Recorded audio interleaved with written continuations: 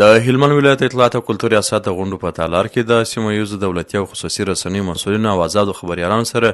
د امیر المؤمنین حفظه الله تعالی د خوراکي توکو، درملو او روغتیایي محصولاتو د قاچاق مخنیوي فرمان او د امر بالمعروف وزارت د توشیح شوي قانون د تطبیق په موخه غونډه وسوله. غونډه کې د اطلاعات او کلتور رئیس الحاج حافظ عبدالباري راشد، د ملي راډیو تلویزیون امیر مولوي نظر محمد زاهد، د اطلاعات امیر مولوي شیر محمد وحدت،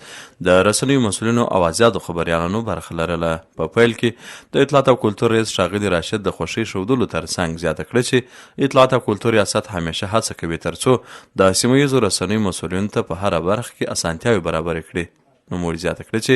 د غونډې موخه د خوراکي توکو، درملو او روغتیایي محصولاتو قاچاق مخنیوي قانون او د امر بالمعروف وزارت د توشیح شوي قانون په اړه خبرې کول دي. نوموړي ویل د خوراکي توکو، درملو او روغتیایي محصولاتو د قاچاق مخنیوي قانون په یوه مقدمه 4 بابونه، 3 فصلونه او 14 مادې کې توشیح شوی دی. نوموړي په اړه د ټولو رسنیو له مسؤلینو څخه غوښتنه وکړه چې د خوراکي توکو، درملو او روغتیایي محصولاتو د قاچاق مخنیوي په برخه کې د خپلو رسنیو له لارې ولسونو ته عامه پوهاوی ورکړي او هغه روغتیایي اعلانات نشر کړي چې د عامې روغتیا ریاست له لوري تایید شوي وي. همداراز نوموړي د امر بالمعروف نهي عن المنکر د توشیح شوي قانون پر ارزښت خبرې وکړلې. د یاد قانون 18 مادې اړوند بشپړ معلومات وړاندې کړل او په دې برخه کې د رسنیو مسؤلینو او خبریالانو همکاري اړینه وبلله ترڅو د امیر المؤمنین حفظه الله تعالی فرمانونه په بشپړ ډول تطبیق شي.